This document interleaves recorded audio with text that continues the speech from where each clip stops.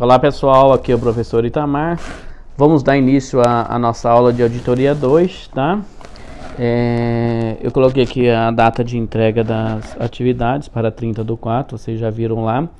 E eu alterei a data de entrega da atividade 1, que estava prevista para o dia 19/4, para o dia 26/4, tá? Na finalidade de dar um prazo mais dilatado aí para vocês, para poder desenvolver esse exercício.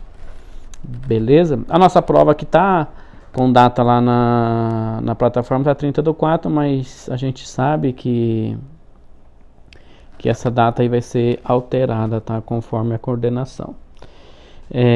Aqui está um quadrinho das atividades, dividida em 1 a 5.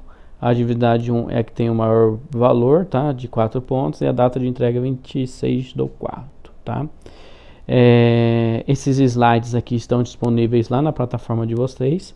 Quem quiser fazer o download lá para poder estudar para a prova, tá? E também ajudar na resposta das atividades. Então, lá em material de aula, tá? Na opção arquivo, vocês vão entrar nessas aulas aqui. Então, nós temos um arquivo da aula 1, 2, 3, 4, um arquivo da aula 5, 6 e um arquivo da aula 7, 8. Vocês entram nesses itens aí e façam um download das aulas, tá? A nossa disciplina de auditoria 2, ela é dividida em 8 aulas, tá? Nós temos a aula 1, que nada mais é que relembrar a teoria adquirida, tópicos especiais de auditoria adquirido lá no primeiro semestre em auditoria 1, tá? A aula 2 fala sobre o planejamento de auditoria. A aula 3 e 4 fala sobre a amostragem de auditoria. E da aula 5 a 8 fala sobre os procedimentos de auditoria realizados nas contas contábeis, tá? Relembrando a auditoria. Então, nós temos aqui o que é auditoria, o termo auditor e o trabalho de auditoria. Nada mais é que relembrar conceitos já adquiridos no passado aí, tá? Então, a auditoria é o quê? Uma especialização contábil, é uma área da contabilidade, uma especialização da área de contabilidade, tá? Onde tem o profissional, que é o auditor, tá? Subdividida em auditoria interna e auditoria externa, tá? Que vem fazer o quê? Testar a eficiência e eficácia do controle patrimonial. Testar o controle, se ele é eficiente e se ele é eficaz para proteger o patrimônio da empresa. O patrimônio da empresa é o conjunto de bens, direitos e obrigações. Se a empresa realmente está conseguindo proteger os seus bens, se a empresa realmente está conseguindo proteger os seus direitos e se a empresa realmente está conseguindo proteger as suas obrigações. E de que maneira ela faz isso, tá? O termo auditor nada mais é que ouvinte. O auditor é aquele que chega na empresa e ouve. Ele recebe o controle interno da empresa, o controle da empresa, verifica esse controle e vai em todos os departamentos verificar, ouvir e testar esse controle se realmente está acontecendo, tá? O trabalho da auditoria, ele vem o que? Auxiliar o departamento de contabilidade, tá? E também ele é uma importante arma na luta contra a fraude, contra a corrupção dentro das empresas, tá? Eu coloquei um resuminho aqui de cada um desses tópicos aqui para vocês, né? O que é auditoria, tá aqui a auditoria, tá? Que nada mais é que o auditor, ele vai fazer o quê? Vai dar a sua opinião se as demonstrações financeiras, as demonstrações que a empresa divulgou, refletem a realidade dela naquele determinado período, tá? O trabalho de auditoria eu falei um pouquinho para vocês, mas nada mais é que avaliar a atividade da contabilidade, verificar o controle interno, realmente se ele é eficaz, se realmente ele está sendo colocado em prática no dia a dia, tá? A auditoria vem atender a interesses dos usuários da contabilidade. Quem são esses usuários? Os acionistas, os investidores, os financiadores, o Estado, todos os usuários da contabilidade, né? E ao final do seu trabalho, ela emite a sua opinião, que é o parecer da auditoria, tá? É a opinião sobre as demonstrações e sobre se elas refletem ou não a realidade da empresa, tá? Eu falei agora há pouco, a auditoria é dividida em duas auditorias, a auditoria interna e a auditoria externa. A auditoria interna e a auditoria externa, né, que é independente, né? O auditor interno nada mais é que o empregado da empresa, ele tem menor grau de independência, ele executa a auditoria contábil e a auditoria operacional das operações da empresa, tá? Ele tem maior volume de teste por ser funcionário da empresa, tá? Já o auditor externo aqui, ele não tem vínculo empregatício, ou seja, o auditor externo realmente não pode ter vínculo nenhum com a empresa, tá? Ele tem o maior grau de independência, tá? Porque ele é totalmente independente, ele não tem vínculo, não recebe ordem de ninguém, tá? Executa apenas auditoria contábil e aí aqui ele vai sim examinar as demonstrações contábeis conforme está descrito aqui no nosso textinho, tá? Ele tem um menor volume de teste porque ele vai fazer por amostragem os testes dele. Ele não vai estar todo dia na empresa e conforme a confiança que ele tem nas informações geradas pela empresa, vai ser o grau de amostragem dele, tá? Professor, mas qual empresa é obrigada a ter auditoria externa? Todas? Tá, a empresa ela pode contratar uma auditoria externa no momento que ela quiser, mas aí nós temos as obrigações. Nós temos imposições e obrigações. O que é uma imposição? Quando uma empresa ela está trabalhando com a parte das suas obrigações, com os seus fornecedores, dependendo do crédito que ela está buscando junto aos seus fornecedores e às instituições financeiras, os bancos, né? Ela pode sim, esses terceiros, que é o capital de terceiro, sim exigir uma auditoria externa. Então um fornecedor pode obrigar a empresa aqui para liberar aquela compra a prazo, ela tem uma auditoria externa. Um banco, por sua vez, para liberar um capital de giro, um crédito aí, um financiamento, também pode obrigar que a empresa tenha auditoria para validar as suas informações, as suas demonstrações, tá? Um acionista também, no caso aí, um sócio pode obrigar também, através de cláusulas no contrato social que a empresa tenha auditoria, tá? E depois nós temos as obrigações legais. As obrigações legais são as seguintes, a gente já viu isso lá em auditoria 1, tá? Empresas que têm um ativo superior a 240 milhões são obrigadas a ter auditoria externa, tá? Empresas que faturem anualmente acima de 300 milhões de reais, ou seja, tem uma receita anual acima de 300 milhões de reais, também são obrigadas por lei a ter auditoria independente. Quem quiser consultar, tá? Essas informações elas constam na Lei 11.638 de 2007, que é uma das leis que fizeram a alteração na Lei 6.404 de 76, tá? E também, conforme aqui o artigo 77 da Lei 6.404, no inciso 3º aqui, as demonstrações financeiras das empresas de capital aberto, as companhias abertas, né, as SAs da vida, sociedade anônima, tá? Observarão ainda normas expedidas pela CVM, então vão seguir as normas CVM e serão obrigadas a ter o quê? A auditoria independente, a auditoria externa, registrada na CVM. Então, além daquelas obrigações que eu falei, tem mais essa obrigação que todas as empresas de capital aberto, tá, deverão ter auditoria externa, tá? Quais são as demonstrações auditadas pelo auditor externo? Então aqui nós temos as demonstrações obrigatórias por lei, conforme artigo 176 da Lei 6.404. As obrigatórias aí, pessoal, tá em branco e eu coloquei as facultativas, que se vocês pesquisarem livro ou uma apostila que ainda não foi atualizada, essas de vermelho são de cunho facultativo, tá? Não são obrigadas pela Lei 6.404. Então, pela Lei 6.404, a gente tem a obrigação de fazer o balanço patrimonial, a DLPA, a DRE, a DFC e a DVA, que é exigida apenas para empresas de capital aberto, tá?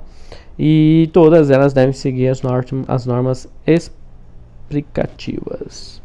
A DMPL, que aqui está de vermelho, e a do ar são de cunhos facultativo, tá? Então, se pegar um livro mais antigo aí, que não foi atualizado, vai citar essas demonstrações aí, tá? Além de tudo, o auditor tem que seguir os seus princípios éticos, tá? Ele tem também, dentro dos seus princípios éticos aqui, a independência, ou seja, o auditor externo tem que ser independente.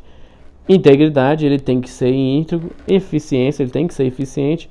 Confidencialidade, ou seja, é o sigilo, é ser confidente. Ele tem que guardar com sigilo as informações da empresa. Ele não pode divulgar essas informações para terceiros, tá?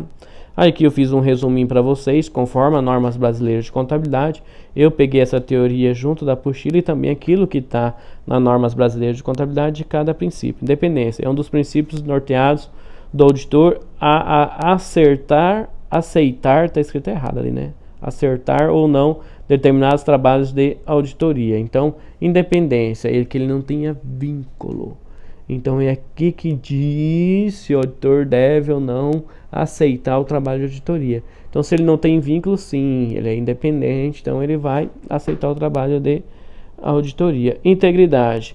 Aí aqui tem a ver com a parte de ser íntegro, pois no desempenho de sua função ele deverá ser culpado por deixar de expressar fatos importantes, tá? Então aqui é o zelo, o cuidado, como ele vai fazer os procedimentos, a forma que ele procedeu com a auditoria, tá? Eficiência, aí vem aqui quanto a eficiência, aqui nada mais é que a responsabilidade técnica do auditor, tá? É esse da eficiência aqui. Então venha tratar a sua responsabilidade técnica, sua capacidade de executar o trabalho de auditoria, tá? E confidencialidade, tá? Que eu não coloquei aqui para vocês, mas a confidencialidade nada mais é que ele ser confidente, o sigilo da informação. Ele não pode divulgar o sigilo, as informações ali da empresa. Quando ele está fazendo a auditoria, o auditor externo ele tem acesso a informações privilegiadas da empresa. Então essas informações são da empresa, ele não pode divulgar. Isso que vem ser a confidencialidade, é o sigilo da informação. Ok? Dando sequência aqui na aula 2, procedimentos de auditoria, tá? Na aula 2. Então aqui a gente fala do patrimônio. Então o que o auditor tem que fazer no patrimônio? Identificar, testar e validar. Aí eu coloquei um trechinho aqui que diz o seguinte: os procedimentos de auditoria são um conjunto de técnicas que permite ao auditor obter evidência ou prova suficiente e adequada para fundamentar sua opinião sobre as demonstrações contábeis, tá? Então ele vai ter, o que é o patrimônio? Bens, direitos e obrigações. Identificar, esse realmente existe, são verdadeiros esses bens, direitos e obrigações. Testar, para ver se os valores ali neles são reais, tá? E validar esse conjunto de bens, direitos e obrigações, tá? Para dar a sua opinião, ele tem que ter o quê? Fato, evidência e informações. Então ele tem que colher os fatos, as evidências e informações para dar a sua opinião sobre esse patrimônio da empresa, tá? Continuando a nossa aula 2 aqui, procedimento de auditoria, extensão e profundidade.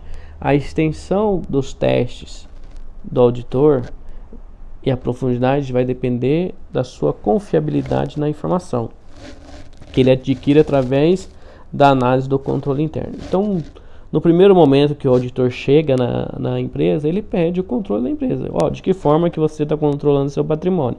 Então, o empresário ou aquele dele delegar vai passar para o auditor: olha, esse aqui é o nosso manual. É assim que a gente protege o nosso patrimônio. Aqui estão as rotinas de trabalho de cada funcionário voltadas a proteger o patrimônio da empresa, tá? Ele vai em mãos desse manual do controle interno da empresa, desse controle da empresa. Ele vai verificar se realmente aquele ali ele é eficiente, esse controle. Sendo eficiente, ele vai verificar na prática, ou seja, ele vai em cada departamento observar se aquilo que está ali escrito bonito, bem perfeito, está sendo colocado em prática. Ele confiando nesse controle interno, ele realmente protege o patrimônio da empresa. E realmente os funcionários estão ali colocando em prática. Então eu tenho confiabilidade na informação gerada pela empresa. A informação ali gerada pela empresa é confiante. Então ela sendo confiante, a gente vai ter o quê? Menos amostragem. A gente vai testar menos documentos, menos informação da empresa. Se ele não confiar nas informações, o número de teste, ou seja, a extensão e profundidade dos testes serão maiores se ele não confiar no controle interno da empresa, tá? Aqui dentro dos procedimentos de auditoria, nós temos aqui o exame físico, que nada mais é que a contagem. Então a gente vai verificar se realmente no físico existe aqueles bens, tá? A confirmação com terceiros, que isso aqui nada mais é que o auditor envia cartas, envia confirmações, confirma com terceiros se aquelas informações ali na contabilidade são verdadeiras. O que seria isso, professor? Confirma com o banco, pedindo a solicitação de extratos, confirmação de créditos, confirmação de investimentos, né? Informações relativas ao banco, fazendo essa confirmação. Confirma com os clientes da empresa através das duplicatas a receber, se realmente aquilo ali os clientes realmente devem para a empresa. Confirma com os fornecedores se realmente a empresa deve aquilo ali para os fornecedores, tá? Ela faz exame de documentos originais, não pode ser cópia, tem que ser original, tá? Faz o exame de documentos e faz a conferência de cálculos de depreciação, de custo, de tributos, tá? Então esses são os procedimentos de auditorias dentro da empresa. Aqui a gente finda a nossa aula 2. Com base nisso que a gente aprendeu, vocês serão capazes de responder a atividade 1, que no caso é a atividade 2, né? Que a atividade 1 é o trabalho. Então, a atividade 2, vocês serão capazes de responder a atividade 2, tá? Com base aqui no nosso resuminho, também poderão estudar para a prova. Tá ok, pessoal? Aí na sequência a gente vai ver a aula 3 e 4 sobre amostragem de auditoria. Sucesso para vocês aí!